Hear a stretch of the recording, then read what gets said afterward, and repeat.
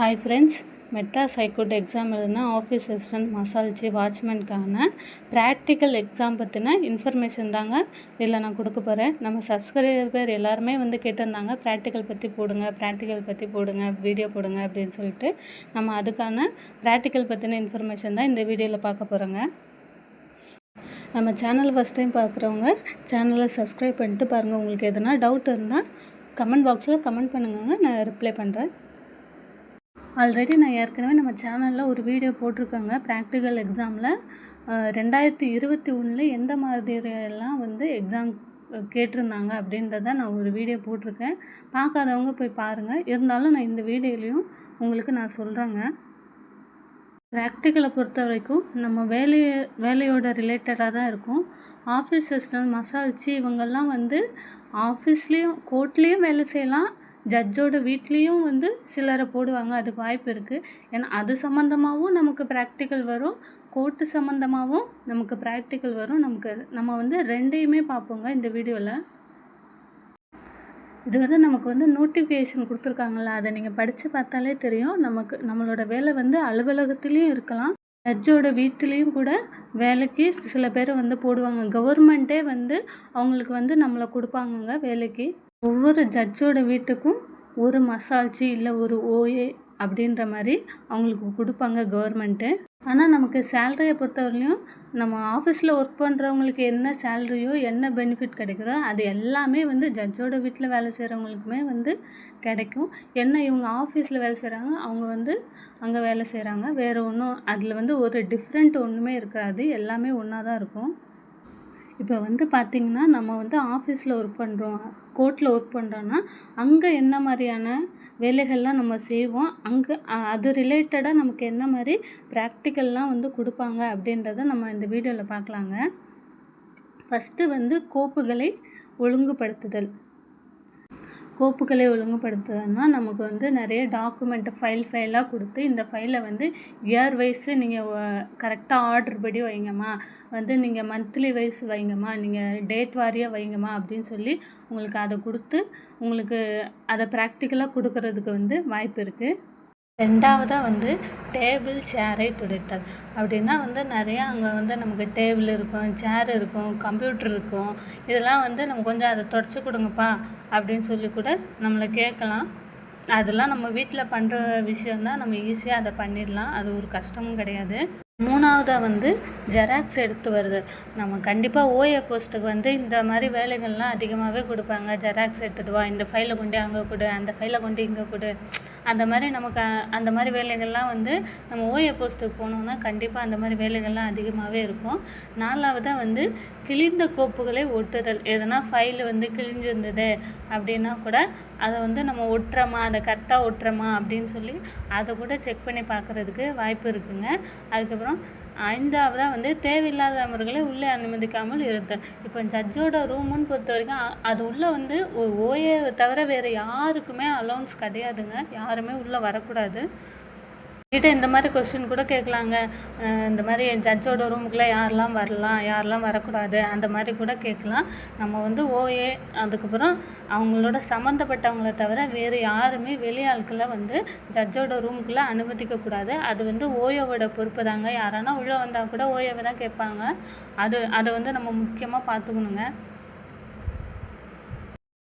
அடுத்ததாக ப்ராக்டிக்கல் எப்படி இருக்குன்னா, இந்த நான் இப்போ ஸ்க்ரீனில் காட்டியிருக்கேன் பாருங்கள், இந்த மாதிரி ஃப்ரூட்ஸோட நேமு இதை நமக்கு ஸ்க்ரீன் பண்ணி ஒரு ஒரு நிமிஷம் காட்டுறாங்கன்னு வைங்க. அதுக்கப்புறம் உங்களுக்கு என்னென்ன ஃப்ரூட்ஸ்லாம் ஞாபகம் இருக்குது எழுதுமா அப்படின்னு சொல்லி கேட்குறாங்கன்னு வச்சுக்கோங்க. நம்ம இப்போ இந்த ஸ்க்ரீனில் 20 பழங்கள் இருக்குது மொத்தமாக. ஆனால் நம்ம ஈஸியாக ஞாபகம் வச்சுக்கிறதுக்கு நான் ஒரு சில டிப்ஸு சொல்கிறேன், அந்த மாதிரி ஞாபகம் வச்சுக்கோங்க. இதில் பார்த்தா இப்போ மொத்தம் 20 பழம் இருக்கா. இதில் முதல்ல சிட்ரஸ் பழம். சிட்ரஸ்னால் புளிப்பு சுவையுடையது. அது எதுன்னு நம்ம முதல்ல அப்படி ஞாபகம் வச்சுக்கலாம். எப்படின்னா ஆரஞ்சு, லெமனு, அப்புறம் செர்ரி பழம், ஸ்ட்ராபெர்ரி, இது எல்லாமே புளிக்கும். சில நேரம் கிரேப்ஸ் கூட புளிக்கும். அந்த மாதிரி நம்ம வச்சுக்கலாம். ஃபஸ்ட்டு ஒரு ஸ்க்ரீனை பார்க்குறீங்கன்னா அதில் எத்தனை பழம் இருக்குது அப்படின்றத எண்ணிக்கோங்க.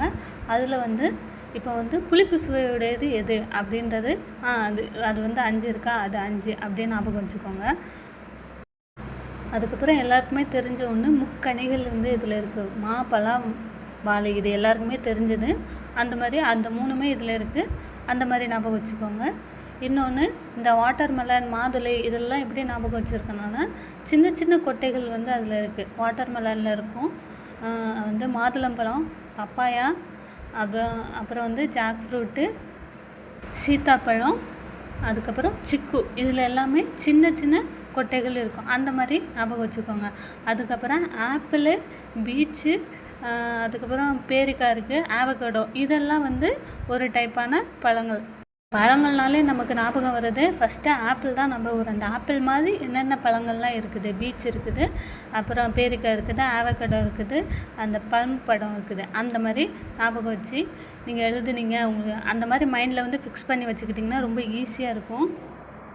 இப்போ வந்து சிட்ரஸ் ஃப்ரூட் 5, அப்புறம் வந்து ஆப்பிள் வகைகள் வந்து 4, அப்புறம் சிறிய கொட்டைகள் உள்ள பழங்கள் வந்து 6, 7, அந்த மாதிரி ஞாபகம் வச்சுக்கிட்டிங்கன்னா வந்து நம்ம வந்து அந்த ஸ்க்ரீனில் பார்த்துட்டு நம்ம எழுதும் போது டோட்டலாக நமக்கு 20 வருதா, எதை விட்டுட்டோம் அப்படின்றது ஞாபகம் வரும்.